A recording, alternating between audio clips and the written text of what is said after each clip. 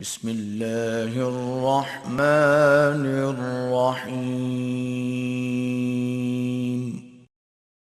تمام سامعین اور ناظرین کو میری طرف سے السلام علیکم۔ ناظرین، آج کی معلومات امارات اندلس کے 9ویں حکمران الحکم المستنصر بالا کے متعلق ہیں۔ الحکم المستنصر بالا اندلس میں اموی خاندان کا 9واں شہزادہ اور اپنے والد عبد الرحمن الناصر کے بعد اندلس کا دوسرا خلیفہ تھا۔ اس کا دور اندلس میں اموی خاندان کی خوشحالی کا ایک توسیعی دور تھا جو اس کے والد کے دور میں شروع ہوا۔ ناظرین، الحکم علم سے محبت اور کتابوں کے حصول کی وجہ سے یہاں تک مشہور تھا کہ اس کا کتب خانہ تقریباً 4 لاکھ کتابوں سے بھرا ہوا تھا اور اس نے انہیں مختلف ممالک سے جمع کرنے کی کوشش کی۔ ناظرین، الحکم بن عبد الرحمن کی پیدائش 915 عیسوی میں قرطبہ میں ہوئی۔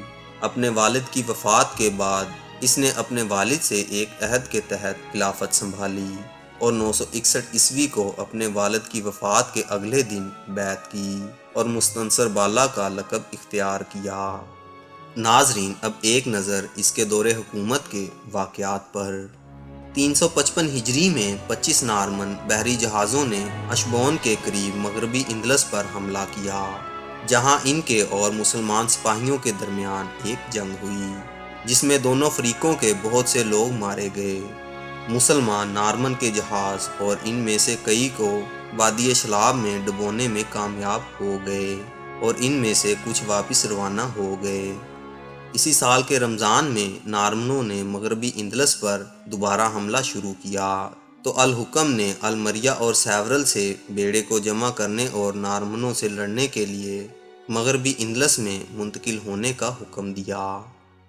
ناظرین، 352 سے 353 ہجری کے دوران الحکم نے ناروے پر حملہ کرنے کے لیے ایک اور فوج بھیجی جس کی قیادت زاراگوزا کے حکمران یحییٰ بن محمد التاجیبی کر رہے تھے۔ اس نے ناروے کے بادشاہ گارشیا سانچیز اول اور بادشاہ سانچو اول کی فوجوں کو شکست دی۔ ایک اور فوج جس کی قیادت اس کے کمانڈر غالب النصیری نے کی، اس نے قلعے پر حملہ کرنے کے لیے کوچ کیا اور اس پر قبضہ کر لیا، اور ورکا کے گورنر نے جنوبی ناروے کے کچھ قلعوں پر قبضہ کر لیا۔ 357 ہجری میں اس کے کمانڈر غالب النصری اور سعید بن الحکم الجعفری نے شمال پر حملہ کیا اور وہاں سے مال غنیمت لیا اور واپس چلے گئے۔ ناظرین، الحکم کی حکومت کے آغاز میں عیسائی بادشاہوں کے اتحاد کی مسلم افواج کا مقابلہ کرنے میں ناکامی کے بعد ان بادشاہوں نے انفرادی طور پر صلح کی کوششیں شروع کر دیں۔ ان میں سب سے پہلے ناروے کا بادشاہ سانچو گارشیا اول تھا، جس نے 355 ہجری میں امن کی درخواست کرنے کے لیے اپنے قاصد بھیجے اور الحکم نے اس کا جواب دیا۔ اس کے بعد برل دوم کاؤنٹ آف بارسلونا کا ایک سفیر 360 ہجری میں حاضر ہوا جس نے 30 مسلمان قیدیوں کو صلح کے اشارے کے طور پر پیش کیا۔ ناظرین، 360 ہجری میں لیون کا بادشاہ رمیرو سوم اپنے والد سانچو دی فیٹ کی موت کے بعد تخت نشین ہونے والے ایل برا رمیریز صلح کے لیے دربار میں آئے۔ 361 ہجری میں بازنطین کے سیزر جان زمیسکی نے اور 363 ہجری کے آخر میں جرمنوں کے شہنشاہ اوٹو دوم کی طرف سے بھی ایک سفیر بھیجا گیا۔ ناظرین، پہلی چیز جس کے ساتھ الحکم نے اپنی خلافت کا آغاز کیا وہ عظیم و شان مسجد کی توسیع تھی جسے اس نے اپنے اشر جعفر بن عبد الرحمن المشافی کے سپرد کیا تھا، اور اس کے ساتھ اس نے تیسرا محراب بھی شامل کیا۔ 355 ہجری کے محرم میں اس نے مسجد میں ایک لکڑی کے کیبن کو بھی شامل کرنے کا حکم دیا جس میں بیرونی اور اندرونی نقاشی کی گئی تھی۔ مسجد کی تعمیر پر 2,61,537 دینار خرچ ہوئے۔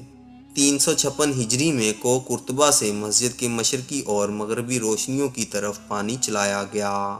اس نے مسجد کے ساتھ ہی خیرات کی تقسیم کے لیے ایک گھر بھی بنایا جو کمزور اور نادار بچوں کو قرآن پڑھانے کے لیے تھا، جو مسجد کے ارد گرد اور شہر بھر سے آئے تھے۔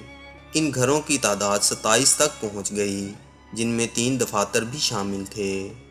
ناظرین، مسجد اور اس نے مبلغین اور مسجد کے کارکنوں کے لیے ایک اور گھر بنایا۔ 360 ہجری میں اس نے سرخ اور پیلے سندل کی لکڑی، آب نوس، ہاتھی دانت اور ہندوستانی عود سے بنے ایک ممبر کی تعمیر کا حکم دیا۔ یہ 365 ہجری میں مکمل ہوا اور اس پر 35,705 دینار لاگت آئی۔ ناظرین، الحکم کے دور میں بھی مدینہ الزہرا کی تعمیر کی تکمیل کا مشاہدہ کیا گیا، جس کی تعمیر اس کے والد نے شروع کی تھی، اور الحکم نے خود اپنے والد کے دور میں اس کی تعمیر کی نگرانی کا بیڑا اٹھایا، یہاں تک کہ یہ ان کے دور حکومت میں مکمل ہوئی۔ ناظرین، الحکم نے 361 ہجری میں قرطبہ پل کے کمزور ہونے کے بعد اس کی مرمت کا حکم دیا اور خود اس کی نگرانی کی۔ 355 ہجری میں مغربی اندلس پر نارمن کے حملے کی شکست کے بعد الحکم نے قرطبہ میں نارمن جہازوں کی شکل میں بحری بیڑے کی تعمیر کا حکم دیا۔ حکمران کی اپنے بحری بیڑوں میں دلچسپی اس حد تک پہنچ گئی کہ المریا کے مرکزی اڈے میں اندلس کے بحری جہاز 300 تک پہنچ گئے۔ ناظرین، اس دور حکومت میں عوامی تعلیم میں نشاط ثانیہ بھی دیکھنے میں آئی، جس نے عام لوگوں کے بچوں کو ایسے وقت میں پڑھنے لکھنے میں ماہر بنایا جب یورپ کی اشرفیہ ایسا کرنے سے قاصر تھیں۔ عظیم و شان مسجد بھی جدید دور میں ایک یونیورسٹی بن گئی، جس کے حلقوں میں مختلف علوم پڑھائے جاتے تھے۔ الحکم نے اپنے وقت کے علماء پر، خواہ وہ مسلمان ہوں یا دوسرے، اپنے تحائف کی فراوانی کی۔ ایک ہسپانوی مورخ نے لکھا ہے کہ اس دور میں اندلس کی خلافت اپنی شان و شوکت کے عروج پر پہنچ گئی، جس نے اسپین کے باقی حصوں پر اپنی پرامن خود مختاری کو بڑھایا اور اس طرح عام سکون کو یقینی بنایا۔ ناظرین، الحکم کی وفات 976 عیسوی میں ہوئی اور اس کی تدفین قرطبہ محل میں کی گئی۔